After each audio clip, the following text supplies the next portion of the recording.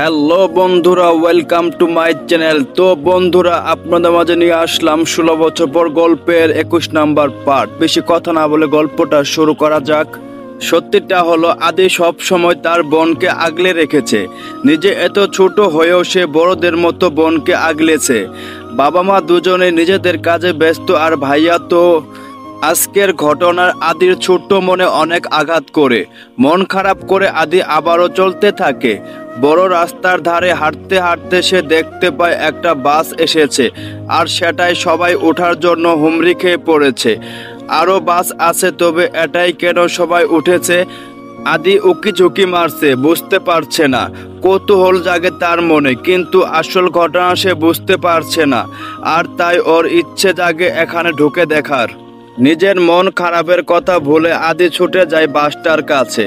সবার পায়ের তলা দিয়ে কিছুটা ফাঁক ফোকর করে ঢুকে পড়ে। ঢুকে সে দেখতে পায় এখানে কি সব অদ্ভুত লোকজন কি যেন করছে। আদিও সেগুলো খুব মনোযোগ দিয়ে দেখতে থাকে, কারণ সে কোনোদিন এসব দেখেনি। খুব ভালোই লাগছে তার এসব দেখতে। হঠাৎ বাসটা চলতে আরম্ভ করলো, কিন্তু আদির সেদিকে খেয়াল নেই।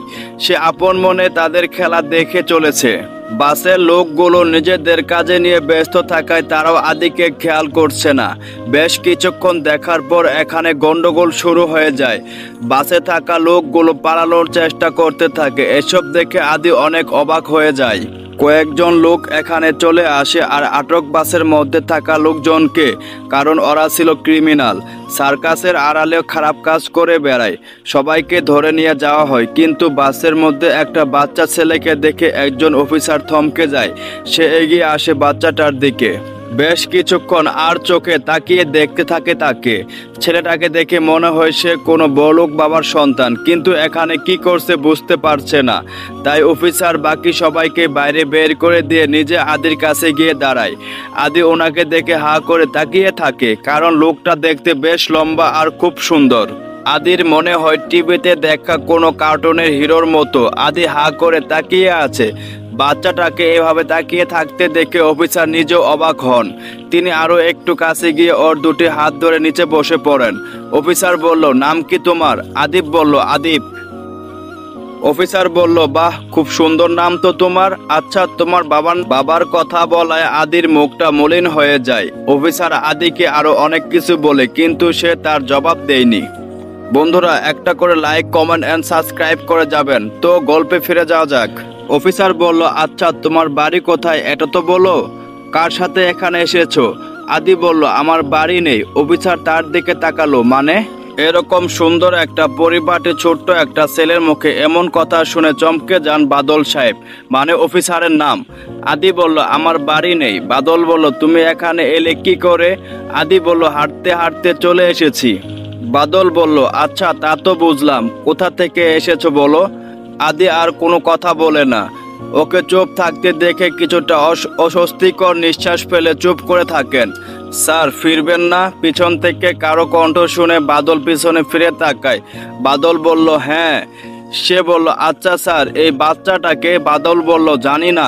তারপর বাদল ঘটনা খুলে বলে সাথে থাকা ওই লোকটাকে। সে বলল, তাহলে স্যার ওকে কি করবেন এখন? বাদল বলল, চিন্তার বিষয়। এখানে একা তো ফেলে চলে যাওয়া ঠিক হবে না। আচ্ছা, আমি দেখছি, দাঁড়াও। বলে বাদল আবার আদির কাছে গিয়ে হাঁটু গেড়ে বসে। বাদল বলল, আচ্ছা আদিপ, তুমি এখন কোথায় যাবে বলো তো? আদি বলল, কোথাও না, এখানেই থাকবো। বাদল ওর জবাব শুনে চমকে গিয়ে সহকর্মীর দিকে তাকায়। সে বলল, স্যার, ও মানে হয় বাসা থেকে রাগ করে বেরিয়ে গিয়েছে। বাদল বলল, কি বলছো কি? এইটুকু বাচ্চা ছেলে রাগ করে বাসা থেকে বেরিয়ে এলো? সে বলল, হতে পারে স্যার। বাদল স্যার বলল, আচ্ছা, তুমি যাও, আমি দেখছি। কথাটা বলার পর সেই লোকটা চলে যায়। বাদল আবার আদির সামনে গিয়ে বসে। বাদল বলল, আচ্ছা আদিপ। আদিপ বলল, বলেন। বাদল বলল, আমার কথা শোনো, এই গাড়িটা তো এখানে থাকবে না, এটাকে থানায় নিয়ে যাওয়া হবে। তাহলে তুমি কোথায় যাবে? আদি এখনো নিশ্চুপ, কোনো কথা বলে না। বাদল বলল, আচ্ছা, তুমি আমার সাথে চলো। বলে আদিকে নিয়ে বাসটা থেকে নেমে গেলেন। সাথে থাকা লোকটিকে কিছু বলে নিজের গাড়িতে উঠবেন। তখন সে লোকটি বলল, স্যার, আপনি ওকে কোথায় নিয়ে যাবেন? বাদল স্যার বলল, দেখা যাক, আমার কাজ তো শেষ। তোমরা দেখে নাও, আমি আসছি। সে বলল, আপনি এখন ফিরে যাবেন স্যার? বাদল বলল, না, আগামীকাল। সে বলল, ওকে স্যার। বাদল আদিকে নিয়ে চলে আসে নিজের জায়গায়। এসে আদিকে ফ্রেশ করিয়ে নিজেও ফ্রেশ হয়ে নেয়। এর মধ্যে অনেকবার সে আদির থেকে পরিচয় আর ঠিকানা জানতে চেয়েছে, কিন্তু আদি কিচ্ছু বলেনি। আর তাই সে হাল ছেড়ে দিয়েছে।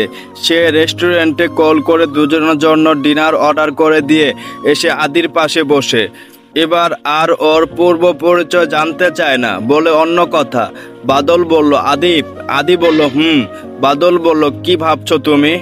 আদিপ মাথা নিচু করে আছে। বাদল বলল, আচ্ছা আদিপ, তোমাকে একটা কথা বলে। আদিপ বলল, বলেন। বাদল বলল, তুমি তো তোমার সম্পর্কে আমাকে কিচ্ছু বললে না। আদি বলল, কি বলবো? বাদল বলল, ওই যে তোমার বাবা মা, তোমার বাসা কোথায়? আদি বলল, আমার কেউ নেই। এইটুকু একটা বাচ্চার মুখে বারবার একই কথা শুনে বাদল কিছুটা চিন্তায় পড়ে যায়। শেষে আর কিছু না ভেবেই বলে, বাদল বলল, আচ্ছা আমরা কি বন্ধু হতে পারি? আদি তার দিকে তাকালো। বাদল বলল, কি হলো, হতে পারি না? আদি বলল, তুমি তো অনেক বড়, কি করে বন্ধু হবে? বন্ধু তো সমান সমান হয়। বাদল বলল, বড়রাও ছোটদের বন্ধু হয়। তারপর অনেক ভেবে সে আদিকে বোঝায় আর আদি রাজি হয় বন্ধু করার জন্য। বাদল বলল, আচ্ছা ঠিক আছে, তাহলে কি তুমি আমার সাথে যেতে রাজি? আদি বলল, কোথায়? বাদল বলল, কেন, আমার বাসায়। আদি বলল, বন্ধু, তাহলে এটা কার বাসা? বাদল বলল, এটা তো বাসা না। আদি বলল, তাহলে কি? বাদল বলল, এটা হলো হোটেল। এখানে আমি দুরাত থাকতে এসেছিলাম একটা কাজে। আদি বলল, তাহলে তোমার বাসা কোথায় বন্ধু? বাদল বলল, চট্টগ্রামে। আদি বলল, ও আচ্ছা। বাদল বলল, তুমি চিনো মনে হচ্ছে। আদি বলল, আমি তো বাবার মুখে শুনেছি নামটা। বাদল বলল, তোমার বাবা কি চট্টগ্রামে থাকেন? আদি আবারও চুপ হয়ে যায়।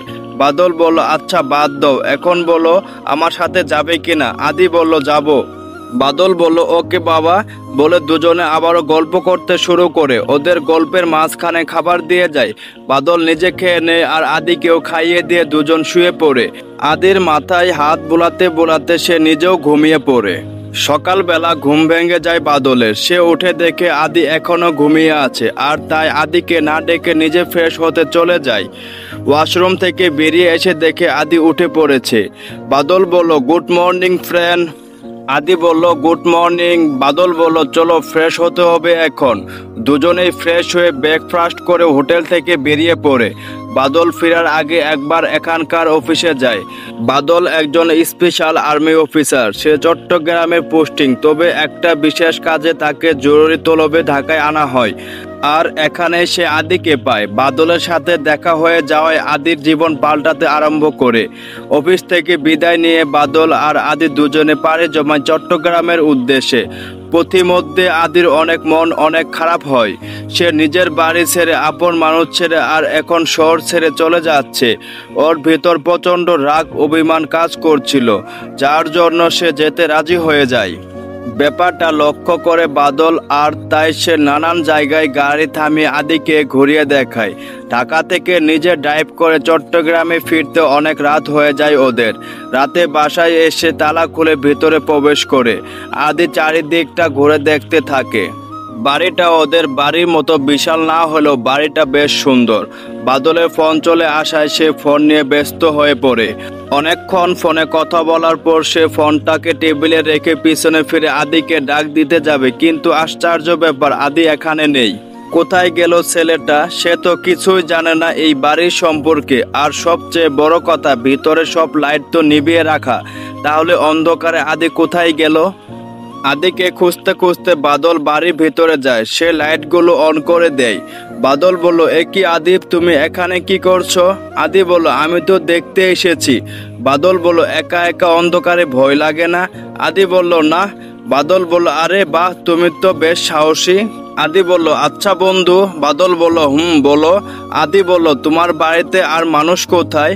আদির মুখের কথাটা শুনে বাদলের মুখটা মলিন হয়ে যায়। বাদল বলল, আমি এই বাড়িতে একাই থাকি।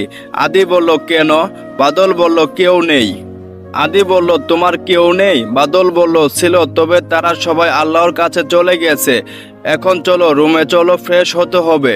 বাদল আদিকে নিয়ে চলে যায় রুমের ভিতরে। ফ্রেশ হয়ে নিচে এসে খাবার তৈরি করে নিজে খায়। আদিকে খাইয়ে দিয়ে রুমে এসে ঘুমিয়ে পড়ে দুজন। পরের দিনই আদিকে একটা স্কুলে ভর্তি করে দেয় বাদল, আর বাবা মায়ের জায়গায় খালি রেখে অভিভাবকের জায়গায় পূরণ করে দেয়। বাদলকে এখানকার সবাই চেনে, আর তাই তেমন কোনো আপত্তি করেনি স্কুলের শিক্ষকরা। পরে অবশ্য বাবা মায়ের নামের প্রয়োজন হয়, কিন্তু ততদিনে বাদল আর আদি বাবা মায়ের পরিচয় নিয়ে আগ্রহ দেখায় না, কারণ সে বোঝা যায় আদিকে ছাড়া সে থাকতে পারবে না, আর আদিও বাদলকে বাবা বলেই ডাকে। এভাবেই চলতে থাকে ওদের দিন, দুজনেই বেশ সুখেই কাটাতে থাকে।